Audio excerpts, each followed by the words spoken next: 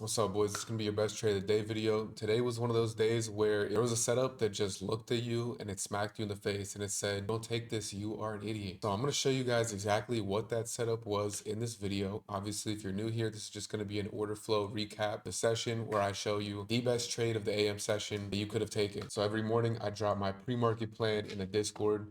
Link is in the description if you want to join the Discord. But here is what I came up with today. So we sold off from supply that I didn't have marked from yesterday and created new supply. So we have 30-minute supply that I have marked out right here. 30-minute supply from 360 up to 372, right? Nothing on the calendar, so I'm kind of expecting today to be a little bit more balanced than we've been seeing. This was my original plan. So to play short, I wanted to see strong selling above the overnight high, which is up here at the 56s, which was pretty much in line with the supply level at 362. So I'm looking to be a seller up here. The only place I saw that I wanted to be a buyer potentially was in this demand level we formed on a 4-hour chart from 310 to 295. So this is my only place I wanted to get long. Primarily today, I was going into the session looking for ways to get short to align with that higher time frame context. So I'm looking for shorts, preferably above the overnight high into the supply level.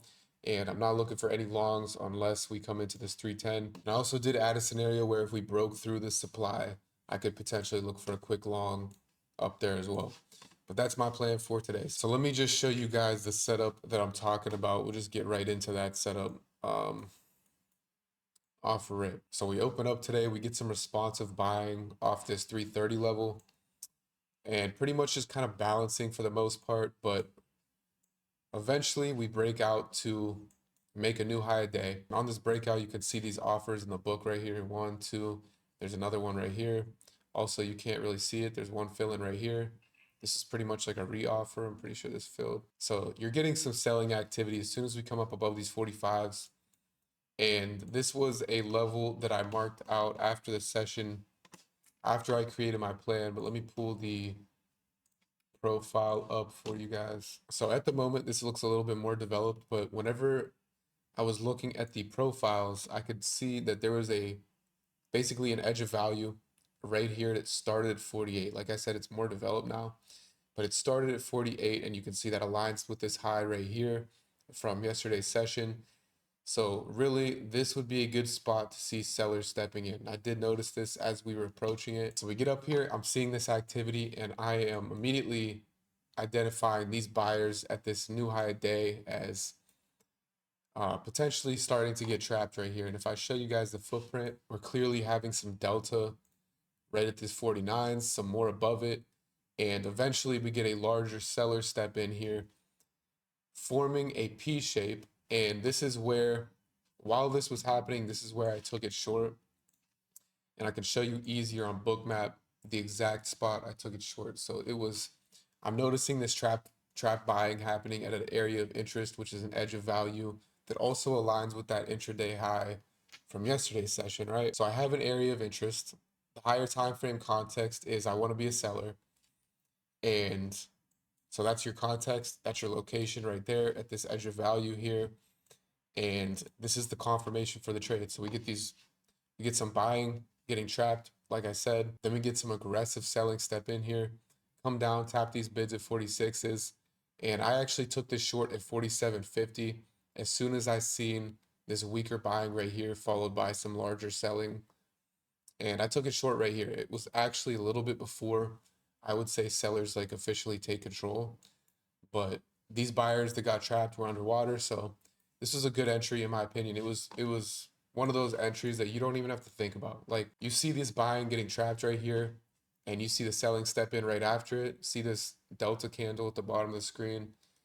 You can see the wick. This would basically be a delta flip right here, these two candles. So selling steps in, and like I said, I was short pretty much after I saw this large selling right here.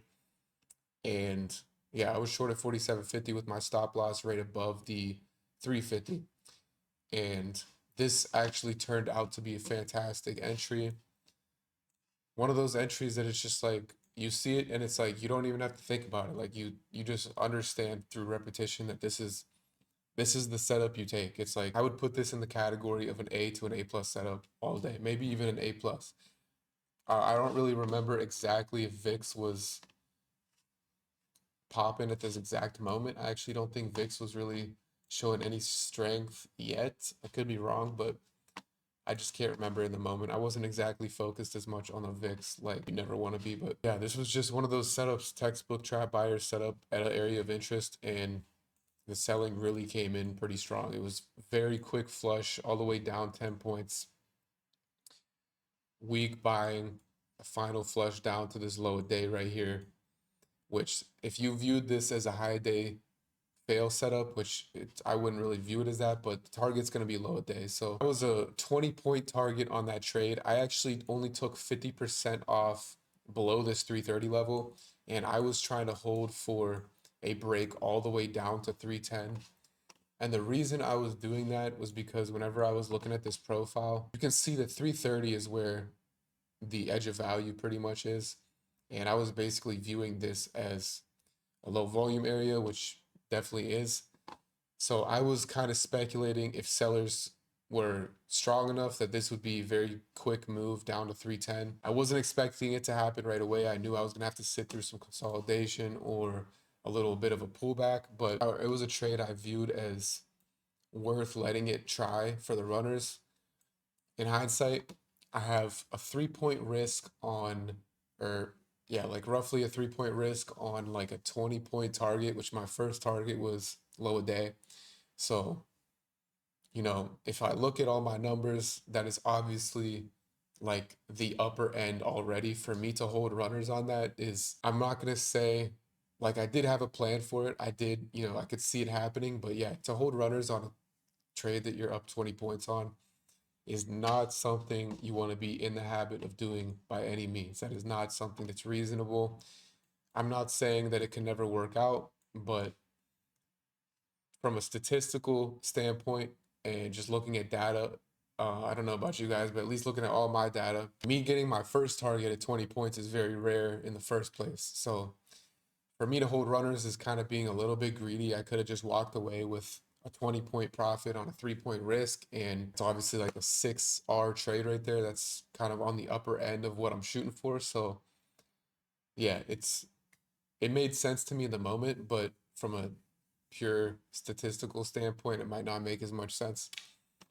It is what it is. I don't, it's the only reason I was more comfortable with it was because my first target being 20 points, I was able to say, all right, well, at least I got a good amount of profit out of the move anyway.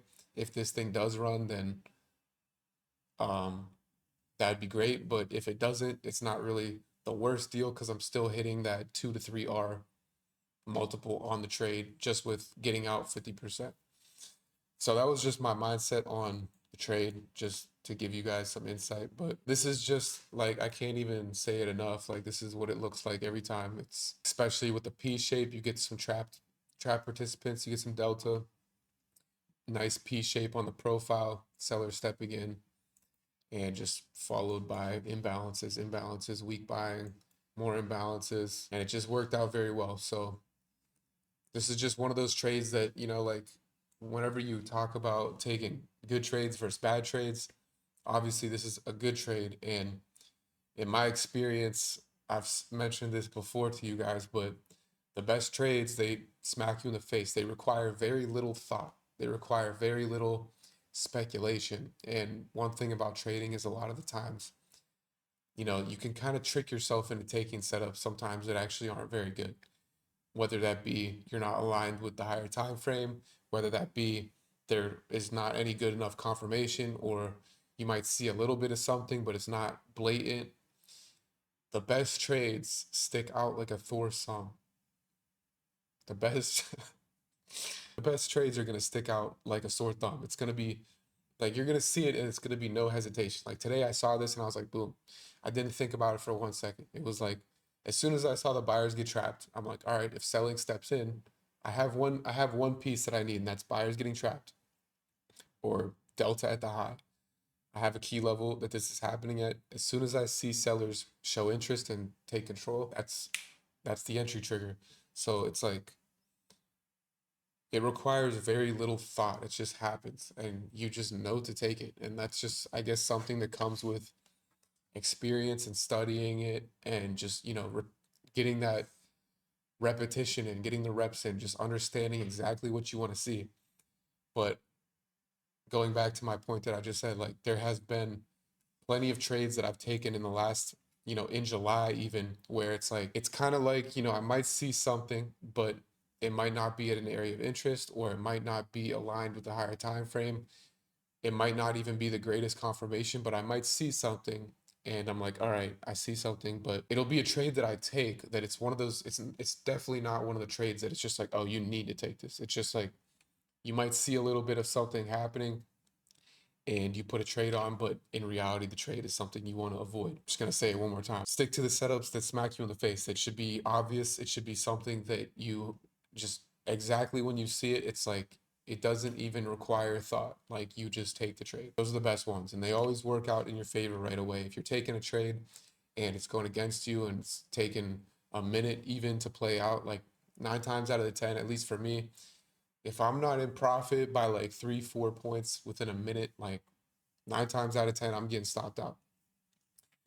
That just goes back to knowing your data and everything like that. So if you guys aren't tracking your data, like you might as well just give up right now. I'm not even kidding. Like tracking your data, especially when you're scalping, it is absolutely something that you need to do. But yeah, that was the best trade of the day, hands down. I could definitely see if anybody took it long off that 330 from earlier, like this right here was also something that I saw.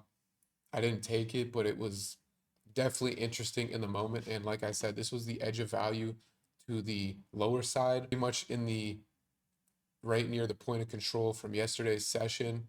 So like this actually would have been potentially a good trade. You might have wanted to wait for a retest where you get some more buying later on for a move up. But that was the only other trade that I did not plan for personally today. I was going into the session looking to be a seller in the first place. So yeah, but boom, best trade of the day, hands down. One of those clean ones, like I said. But if you guys get value out of these videos, if you haven't subscribed yet, make sure you subscribe. I would appreciate it. Also, Discord is in the description, and I'll catch you guys in the next one.